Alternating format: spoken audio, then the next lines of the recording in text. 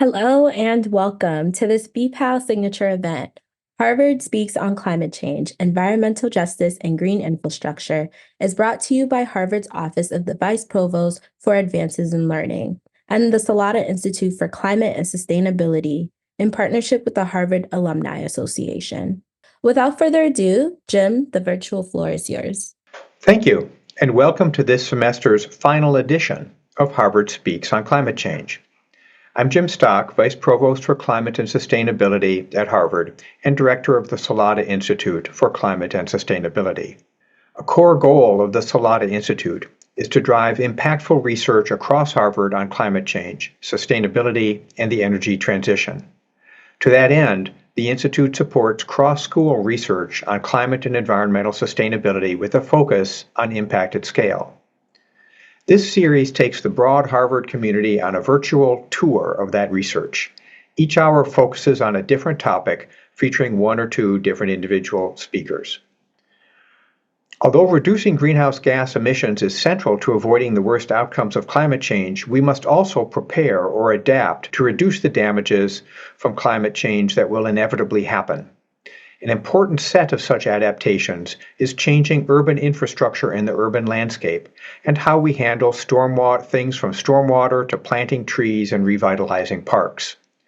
Those changes fit within the built environment, which embodies historical inequities across racial and income groups. Thus, as we develop new infrastructure, we must ensure that such development is done with equity considerations in mind and engaging those communities, that is, done with attention to environmental justice. To guide us through these issues today, we are fortunate to have Fuchsia Ann Hoover with us. Professor Hoover is currently a Radcliffe Salata Climate Justice Fellow, which is joint with the Harvard Radcliffe Institute and the Salata Institute. Dr. Hoover is a social ecological systems scientist exploring the intersections of urban hydrology, green infrastructure, and ecosystem services in the context of environmental justice and urban planning. In her work, she uses spatial analysis and both quantitative and qualitative measures to address complex urban issues and equity. She is currently on leave from her assistant professorship at the University of North Carolina, Charlotte in the Department of Geography and Earth Sciences. She earned her PhD and master's from the Interdisciplinary Ecological Sciences and Engineering program in the Agriculture and Biological Engineering Department at Purdue University. With that, Fuchsia, the floor is yours. Thank you all so much, and thank you, Jim, again for the invitation to speak with you today. And I hope we're able to learn a lot and have a good discussion. The title of my talk today is Justice in Green Infrastructure. And before I dive into my work, I always like to ground myself in the work for all of you who are listening, maybe new to this type of research or new to me. And so, as Jim mentioned, I'm an engineer and a hydrologist, but I'm also trained in qualitative methods from anthropology and natural resource management. I'm also a Black woman and queer. And so a lot of my experiences growing up in St. Paul, Minnesota, being an engineer and thinking about, the built environment and physical landscapes have shaped the types of questions I ask and the methods that I like to use. And I argue this is true for all of us in the work that we do or the careers that we build and the communities that we engage as well. So the primary question that is the focus of my talk today is why should we consider justice in urban design? And I'll be talking about this through the kind of application of the bulk of my research, which is focused around green infrastructure, often used for stormwater management purposes, but also in the broader context of planning, environmental injustice, and Black geographies. So these are a couple images of green infrastructure type practices. It's really in the early 2000s when we see this term enter U.S. urban planning and design consistently. In the United States alone, interestingly, there are actually more than 153 unique definitions of green infrastructure that have been identified in the research. But in the majority of cases, GI, as I'll call it moving forward, is used to manage stormwater or rainfall. So you can see examples of this in the picture. On the left, we have an example of rain gardens, cisterns or rain barrels, which are often used to retain rainfall. We also have examples of curb bump out swales or other types of combination of materials and technologies and vegetation in order to, in some cases, slow down that flow of water into our gutter system, hold it back completely, or also and potentially at the same time filter that water in efforts to improve the quality of that water as well. And so, these definitions vary based on whether you're in an engineering department or in the planning department or, talking to someone that is maybe working for a nonprofit or organization. And every city also has its own way of kind of naming these practices and thinking about what they're being used for. In terms of, GI for stormwater management, the use of this term really permeates, pun intended, both the planning and use of these practices. And that's largely in part due to the EPA's definition, the Environmental Protection Agency, which defines GI in its documentation as a material, technology, or vegetation that is somehow mimicking in some way natural systems that are engineered to try to infiltrate, evapotranspire, or capture stormwater with the intent of improving or restoring water quality of our systems in some way. And so the use and popularity of GI has really increased as climate change has intensified, resulting in, extreme flooding, in some cases covering entire, neighborhood areas or blocks, streets, and sidewalks, including backups into people's homes and basements. Oftentimes we see this in many combined sewer systems. And so then that water is a combination of both rainwater, but also sewage, posing a lot of environmental and public health risks. And even in separated sewer systems, we can see this large amount of flooding as well, which of course is still then picking up any type of effluent or pollutants that may be already on our streets and sidewalks. Things like pesticides or fertilizers, all of those types of things can be mixed into this water, causing concern when we think about potential exposure. The last thing I want to add in terms of this connection, right, is that green infrastructure through federal legislation and the EPA has been consistently reaffirmed as a tool for city engineers and planners to use in order to address water quality.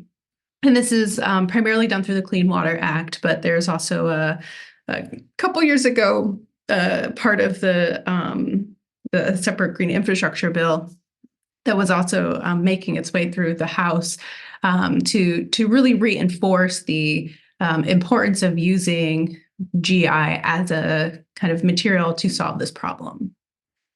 So how that connects in thinking about the relationship to things like environmental justice, environmental injustice, is, we would first need to take a step back and think about design and landscapes in particular. And the fact that we live in what I like to use is termed uneven geographies. So for those that may be unfamiliar with this term, uneven geographies really describes the inequitable investments and disinvestments of infrastructure and its associated resource acquisition, allocation, and management across the landscape. This evenness is based on systemic processes, and these processes are neither arbitrary nor individualized, which is important and a key factor to keep in mind throughout this talk. Simultaneously, it's important that we have a proactive and meaningful understanding of justice. And so in my work, I define, justice in these kind of three primary ways, which include both the prevention of harm, whether that's kind of current harm happening in the now or potential future harm based on planning decisions. It also includes, actions to increase or rebuild the relational value of residents and people to the environment and to our city spaces. And then the repair of past harms and decisions that have been made, right, that led to environmental racism and injustice, requiring environmental justice actions. So I wanted to provide a couple more examples of what this uneven geographies looks like in practice. And as I mentioned, right, this is systemic. This is something that is the result of centuries-long structural racist city planning, urban rural planning, as illustrated on the left. So this is an image from Chris Schell, who's an urban ecologist, one of his papers that came out in Science a couple years ago, that demonstrates how systemic biases and structural racism and classism serve as the foundation for them thinking about where these amenities or resources go. And that, at the root of our environmental planning, resource management, and distribution are these things that are very social in nature and very much driven by social processes. And that then has impacts all the way up to thinking about urban biodiversity, other forms of ecological evolutionary processes, which I think, sometimes people may perceive that as being in the reverse order, right? But what he's shown in a lot of his work and what others have shown is really how strongly the social is driving the environmental. Another example that I like to show is work from Dexter Locke and colleagues who Dr. Locke is based at the U.S. Forest Service. And this was a study done a couple years ago as well, looking at different tree canopy coverage across cities in the United States.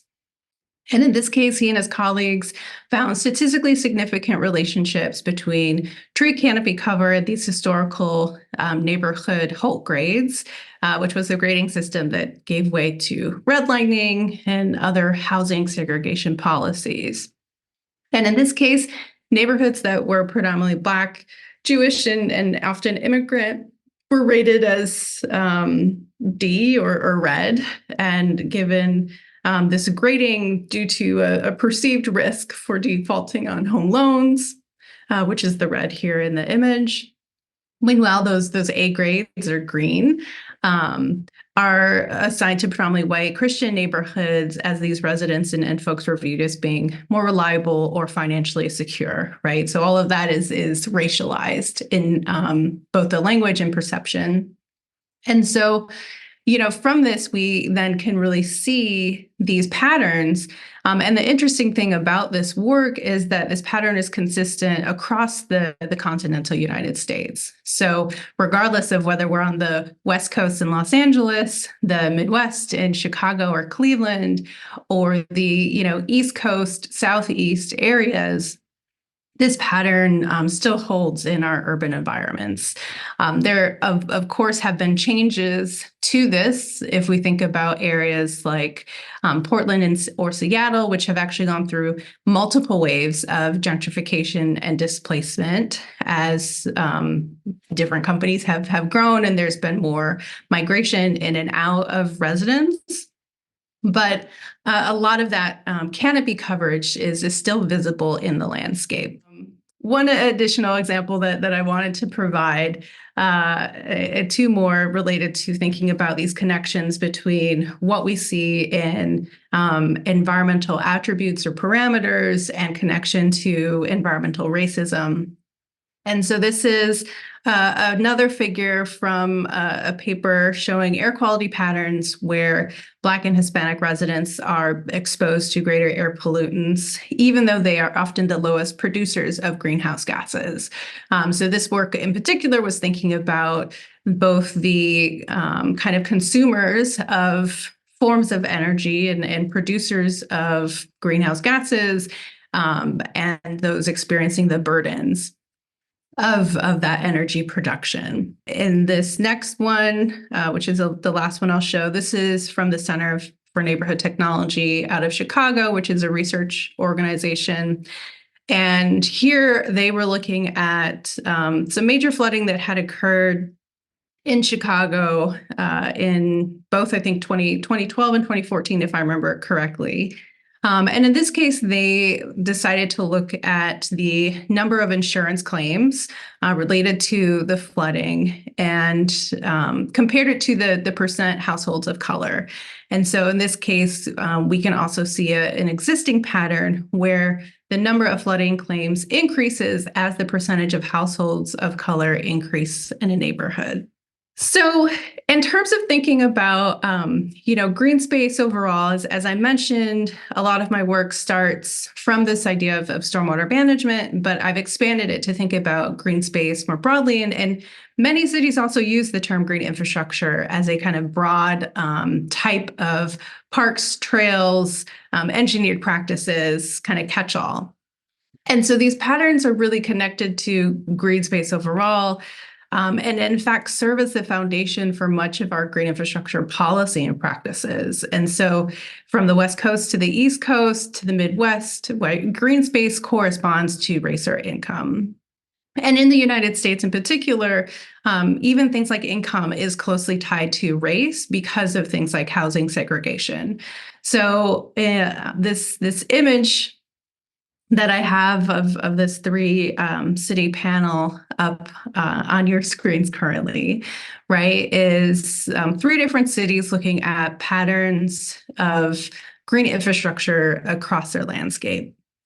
So in the case of Los Angeles, we see to the left, we see higher prevalence of greenness, right? It is very dense, but you can see through the shading that things get greener as we move left. And I apologize because I can't remember the neighborhoods that I pulled when looking at this, but in this case, it's a higher income neighborhood on the left-hand side.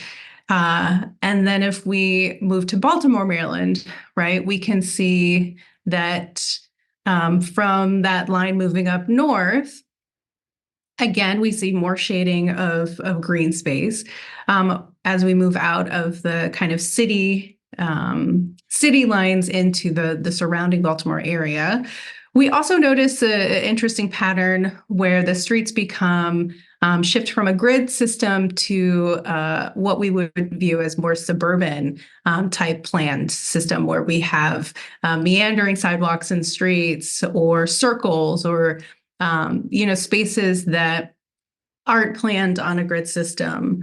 And Baltimore is a particularly interesting case in that the kind of prevalence and origin of the Holt grading system and red lighting came out of Baltimore, as well as the use of green space as a tool for segregation.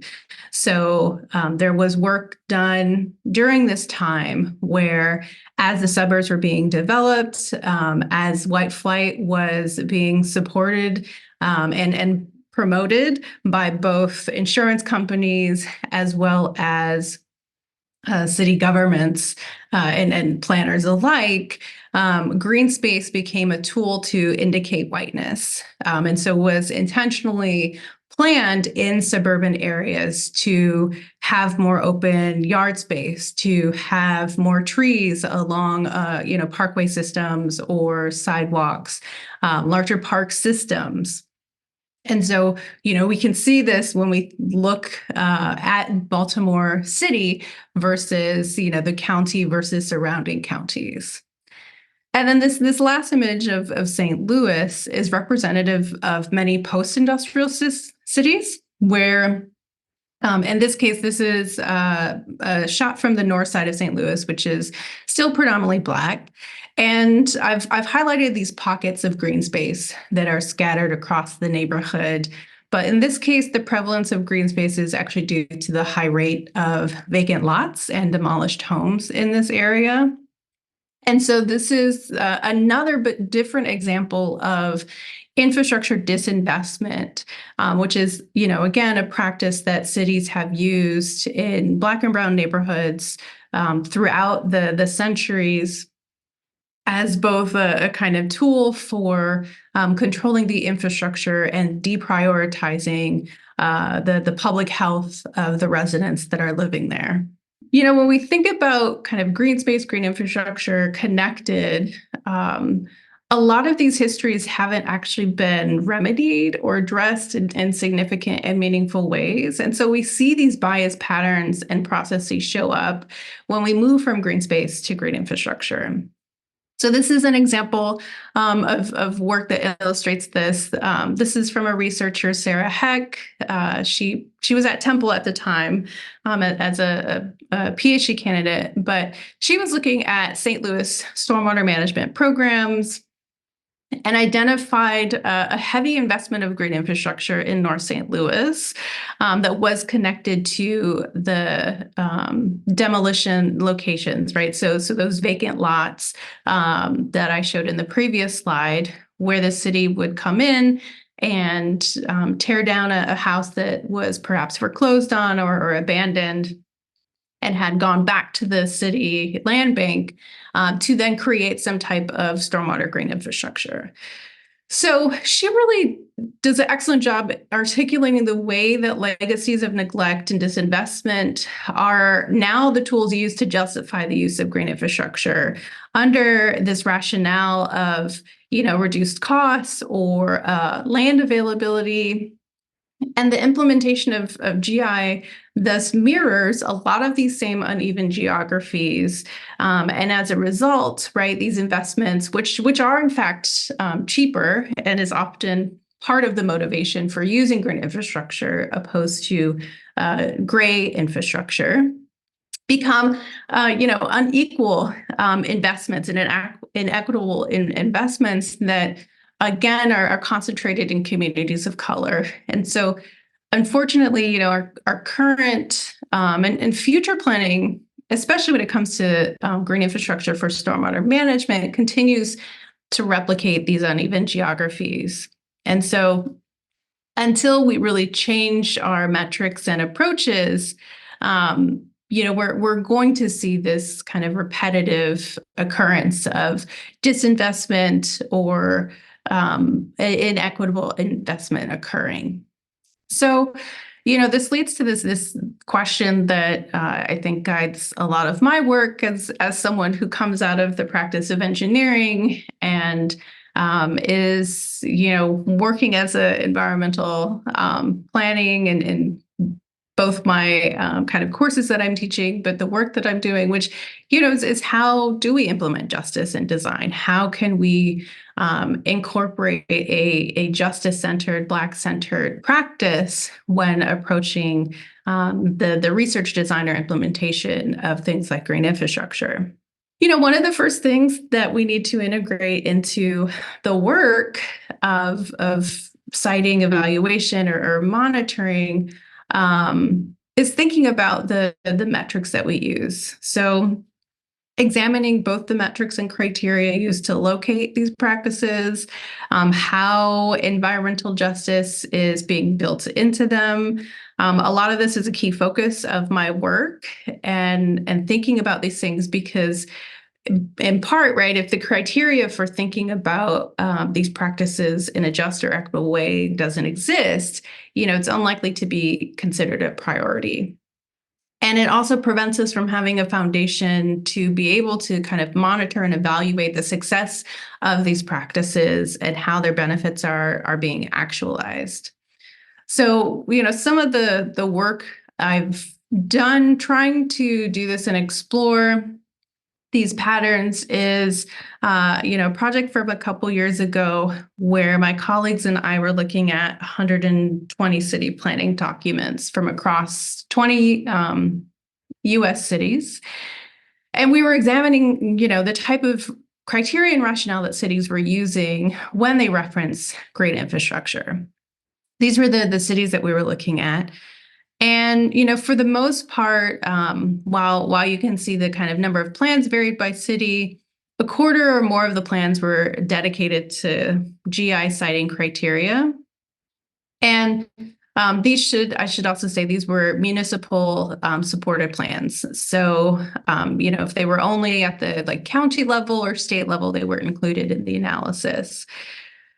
Interestingly, less than 6% of the siting criteria mentions equity or environmental justice. And so even things like community health or well-being aren't common criteria either, despite their frequent mention as motivation or rationale for using green infrastructure. And much of the kind of community engaged content is often passive or relied on pre-existing relationships with neighborhoods or resident-led engagement with the city. And so a lot of these findings from these initial two studies that I have are really showing, first, the need to be explicit when it comes to metrics for siting, and that we really have to be critical in thinking about how environmental justice and equity are being talked about, and the reality that it will look different for every municipality as well. Given some of the reduced or constricting financial resources, institutional personnel that many cities experience, but also many minoritized communities experience, the second key element of this work that we uncovered is within the budgets or funds. And that oftentimes GI was, placed under existing plans that related to transportation or other types of capital budgeting plans where, GI was a part of something that was already ongoing. So there was already a plan to, perhaps resurface a street or put in and replace new stormwater pipes or gutter systems. And so, perhaps GI then is added on to that project because it's much cheaper to do if you've already covered the cost of workers coming in and removing the existing infrastructure and putting something in its place. And so, this was a pattern that was really common, which is a challenge because then, based on the priorities of those pre-existing plans, that may not include minoritized communities, that may not include communities that have often, historically and continue to be left out of major infrastructure projects when it comes to investment. Part of the kind of key area relates to being explicit when we're thinking about justice and how things like environmental justice are being engaged in these plans. And so a lot of this necessitates, a prioritization of the needs, participation, and desired outcomes of minoritized groups. The environmental justice criteria that we looked at specifically within these plans accounted for just 1.2% of the total criteria that we were able to identify and code in the analysis process. And this was across 7 of those 20 cities where this was discussed. In some cases, it might have been mentioned just once out of the plans that we looked at. And so a lot of times when it was mentioned, it often was focused on kind of this distribution aspect of environmental justice, which is, wanting to prioritize GI where there are fewer parks or, green space that may not already be present. There were 2 other ways that it did show up when it was mentioned. In a few cases, there was a reference to some type of institutional process, or the identification or prioritization of, in this case, communities of color or low-income communities for project priorities. In many cases, some of the work that we actually had to do looked at more the implicit engagement with justice. And so this was criteria that might have been connected to public health or other types of things related to environmental racism and injustice and justice, but weren't explicitly calling it that. In some cases, this revolved around conversations around the types of infrastructure being prioritized or the types of projects, whether existing or planned. And then this idea of kind of economic development or cost effectiveness, which became quite a nebulous term that showed up in a lot of the cities. So, a lot of the kind of follow-up questions from some of this work have been the following, which, it's a continued interest in trying to understand how these practices are being used. What are the actual benefits to residents, and how are they perceived, if at all, as a benefit by the communities in which they are placed? Some of the other questions that I've been thinking about, and in the last couple minutes, I want to highlight this question here about supportive policies that are needed alongside green infrastructure, because this really gets into the type of work that I am starting here in the fellowship as a Radcliffe Salata Fellow, but also the kind of direction of my work through Black geographies and engagement with environmental justice. And so the title of my kind of project here is environmental planning through a Black feminist lens. And a lot of this started from thinking about these relationships and the ways that communities of color are on the front lines of ecological injustice and destruction. And also thinking about this photo, which is the signing of President Clinton of the first any legislation related to environmental justice that we saw.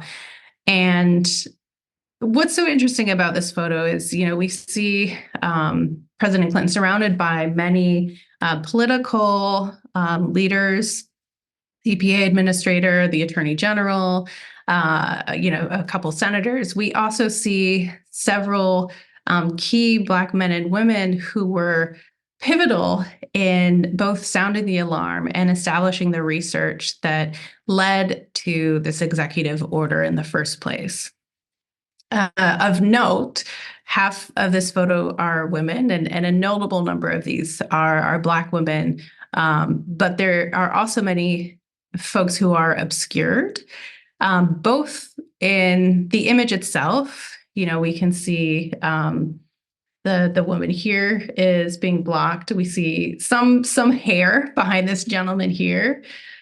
But also in the caption itself, and this caption comes directly from the Clinton Presidential Library, right? So this is what they have on record, and so there's an erasure of the people who put in the work and the time in order to allow us to now benefit of the various different environmental justice components of this act and many legislation much that followed this particular executive order, including environmental assessments. I think a lot about the various Black women. These are two women that were in that prior photo. Dr. Wright is one of the women that was obscured, standing next to Dr. Bullard. And this, these women are joined by many more women across the United States, in this case, who have been researchers or lawyers, advocates, organizers that have sounded the alarm because of the observations that they've made within their own communities.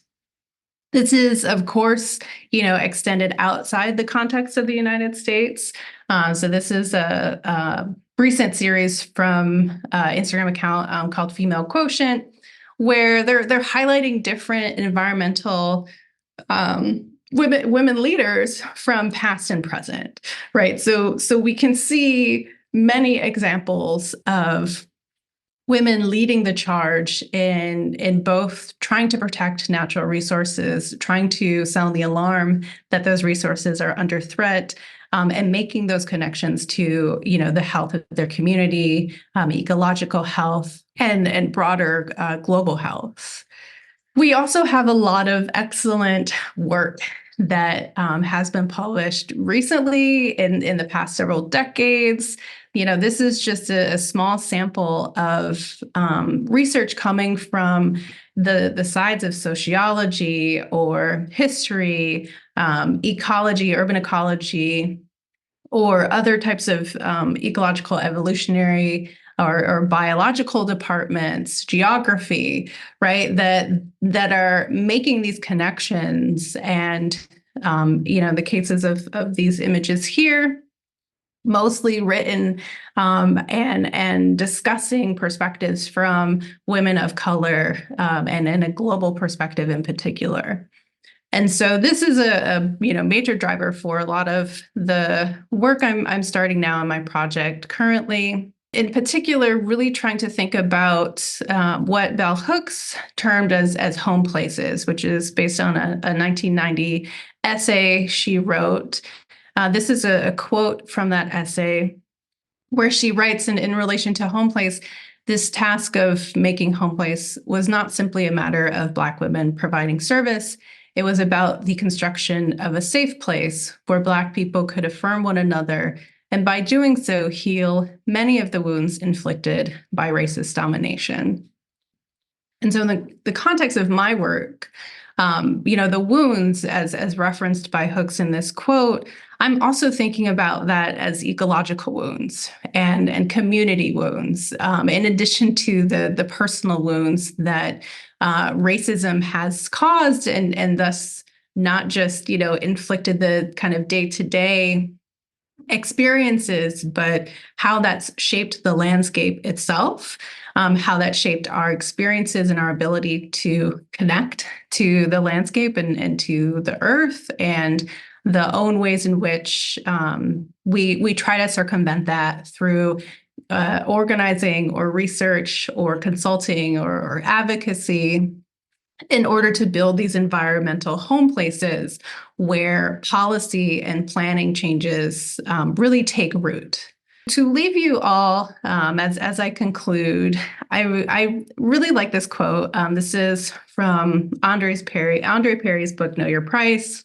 Dr. Perry is referencing housing prices and Black people in the context of the United States, but we can expand this to examples outside the United States, and particularly, when and where colonialism and other violent geographies exist. So, for example, we can think about this idea of the value of land and the value of people being connected in the context of the ongoing genocides in both Gaza, Rwanda, many other nations, where ecocide and capitalism and genocide serve as this kind of three-pronged tool that can be viewed as, in my viewpoint, right, an extension of this manifest destiny, this both kind of conquering of the landscape and the people within that landscape, as well as the very kind of socialized and culturally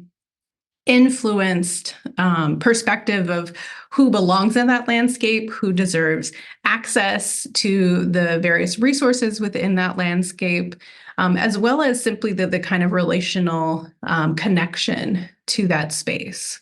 Here's a list of a couple references from work that I referenced in the presentation today, but happy to take questions, and thank y'all for listening. Thanks, Yusha. Boy, that was terrific. There's an awful lot there, and we have a number of good questions, but I think I'm going to exercise my role as moderator here, to ask one or two on my own. I have to say, I was really struck by that. Going back to the earlier part of your presentation, I was really struck by that chart from Chicago about the sharply increasing number of flooding insurance claims as a function of the percentage of color in the neighborhood. So what that made me think about was FEMA, Federal Emergency Management Agency, is in the process of, has been redefining floodplain maps. And this is a very controversial program. And, for those of us who don't study this closely, maybe we think, well, of course you should redefine the floodplain maps. There's all these rich homes that are right there on the coast, and they're taking advantage of federal flood insurance. But I think what that chart makes me realize as well, it's more than just the homes right on the coast. That as you go inland a little bit more into other aspects of the floodplains, these could be actually really heavily focused on communities of color and disadvantaged communities. And that really raises some really difficult questions. And, how do you balance the fact that, yes, there is an increase and there will be more flooding there, with the fact that this has this differential and disparate impact on these different communities, and how does one grapple with that? So I'm just going to leave that. Do you have, what are your thoughts? That's a really tough juxtaposition, I think. It's so complex, right? Because I think a lot of those areas, especially if we think about along the kind of southeastern coast, down to Florida, were also originally places where Black and brown people were forced to live in a lot of ways, right? If we can think about elevation as a marker for racial segregation, and so lower elevated lands were relegated to people of color until living by the water became something desirable, or became a quality or a feature, such as an amenity that we see it today, which then led to the displacement of those communities. But there are still many communities across the country that live in those lower elevation spaces, or areas where, because of climate change, we have increased flooding, and the 100-year floodplain is no longer an accurate tool that we can use to assess who is at risk. I think there's a kind of additional layer of in insurance, and flood insurance in particular, because not even that has always been attainable. There's a great paper that just came out by it's out of Marcus Hendricks' lab. Who Marcus Hendricks is a faculty at University of Maryland College Park. And part of the work that they're looking at is this idea of kind of a slow violence geographies, where you have Black townships and communities that were established that were denied access to flood insurance, and so had to deal with the consequences then of their homes flooding without being able to have financial support that would come through flood insurance claims.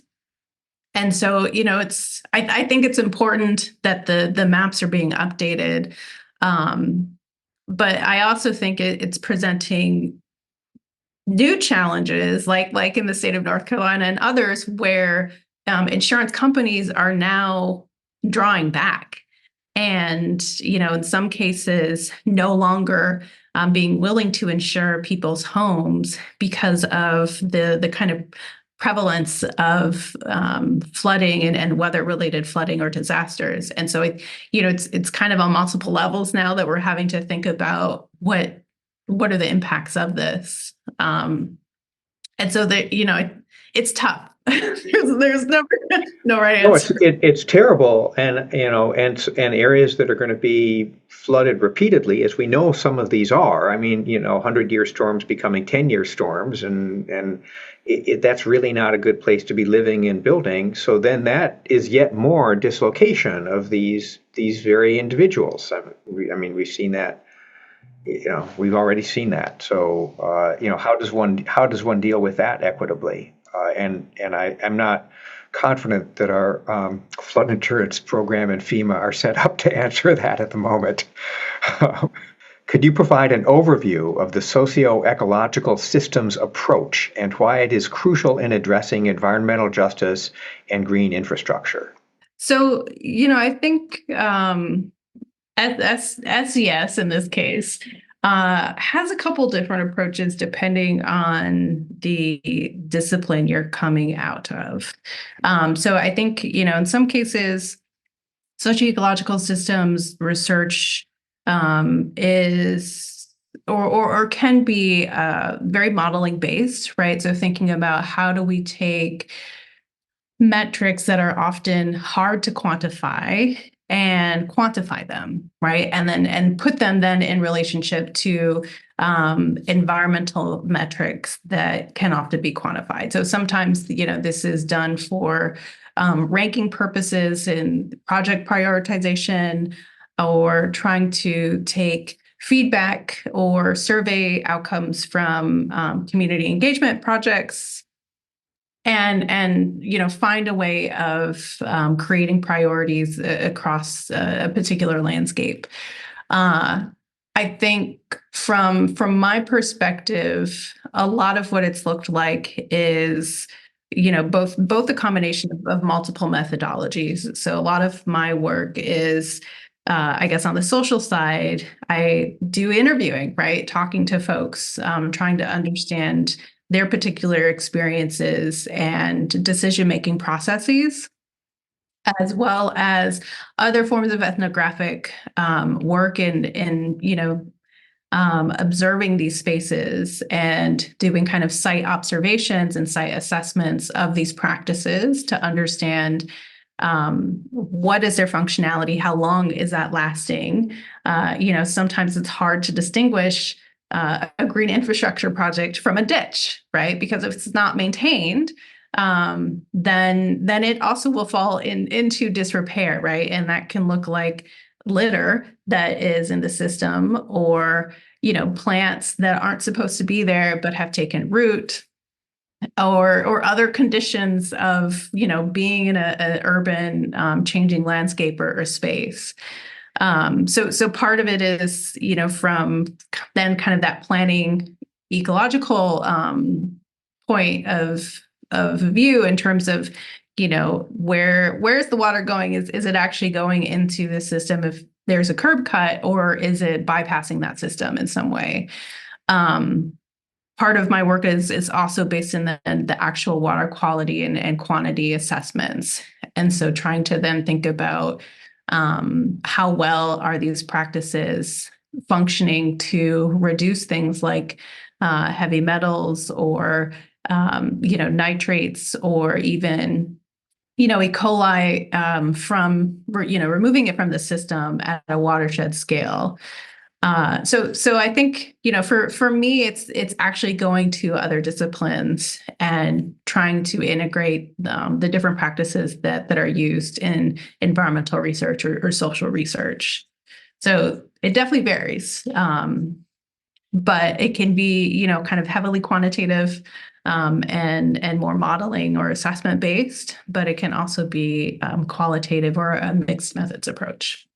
Well, here's a great question. Have you found that there's any cities that are doing a particularly good job in promoting green infrastructure and dealing with the EJ issues? So I think those are two separate questions, right? Because I think a lot of our cities are doing really good at promoting green infrastructure. You can walk around areas of Cambridge or Boston here and see rain gardens or efforts for building tree trenches. Philly and New York, Chicago, many of these cities have had green roof programs or rain barrel programs. Philly has a couple different programs run through nonprofits and support by the city, where people can call in and report, make requests for trees. I think the challenge when we think about equity and environmental justice is, in the case of Philly, for example, researchers have found that people are more likely to request a tree if they're calling in to replace one that was already there. And so, I think that's where it's getting tricky in terms of, the promotion of green infrastructure versus how well it can actually function for things like environmental justice. And the problem I think now many cities are faced with is that we're not just dealing with, something that happened last year or in the past 5 years, right? We're dealing with decisions that were made repeatedly for decades. And so then how do you rectify something that is so built into the landscape that now it is a very large project, and it's a massive effort then, right? If we're going to think about coming in and seeding or planting trees in a lot of these neighborhoods. And then how do you deal with places or communities where that's not the priority, and housing is the priority, especially now, right? Affordable housing is like a dream at this point. And so, I think social environmental issues are always deeply connected and integrated. I think the unfortunate part is the way that budgets are built at the city level, and the way that reflects priorities. And I think a lot of that is still going into things like policing or other types of surveillance based infrastructure, and then the environment and the people are being sacrificed in name of those things. And so, I think it's definitely complicated, but This gets at, some of your research focuses on these green infrastructure documents having lofty aspirational goals, and actually maybe quite good aspirational goals, but then a lack of connection to actual siting decisions, where things like cost-benefit analysis or cost, just not cost-benefit, but costs and logistical considerations and so forth end up driving decisions. So, which made me wonder, is this something where there are some technical fixes, like providing suitable metrics so that those lofty aspirational goals are actually translated into real, on-the-ground decisions?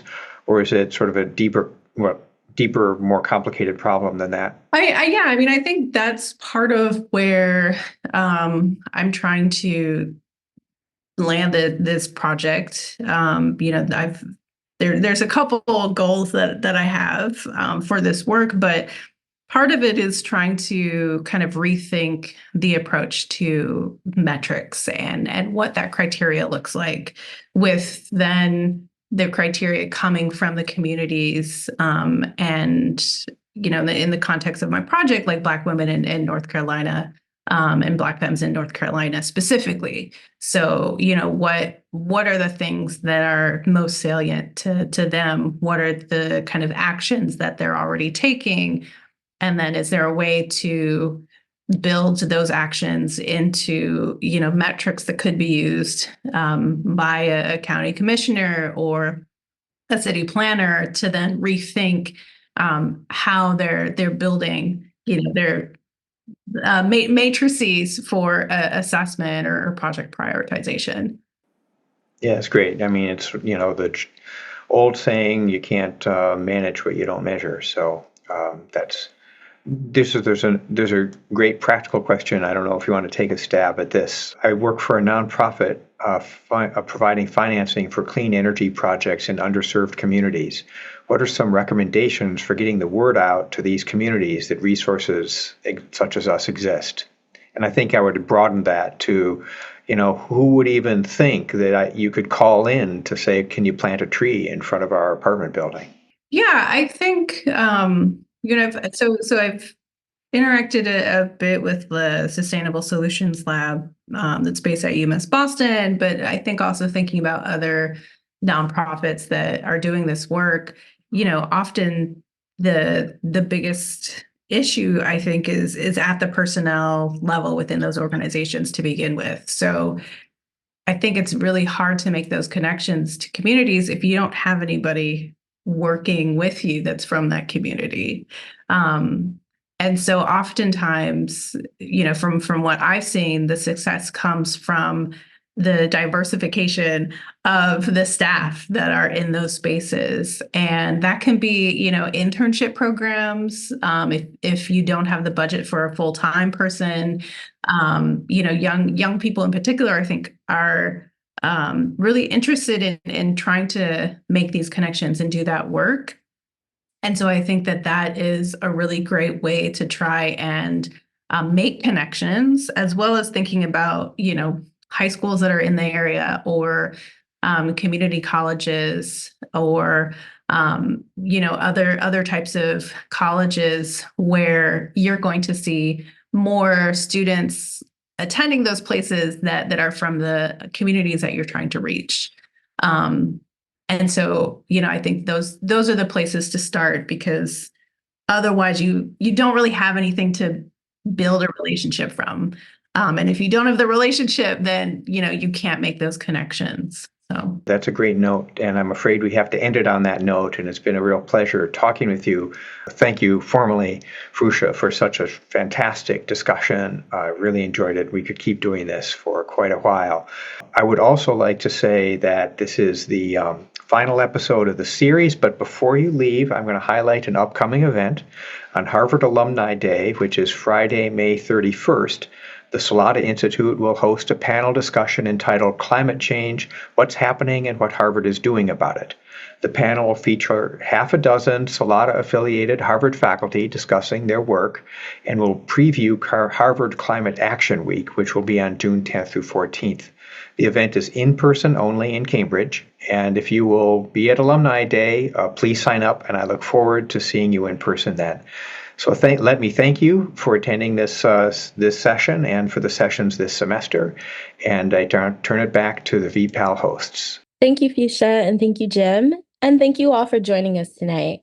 We hope you'll join us for more signature events soon. Information about upcoming offerings, as well as recordings of previous ones, can be found at vpal.harvard.edu/vpal events.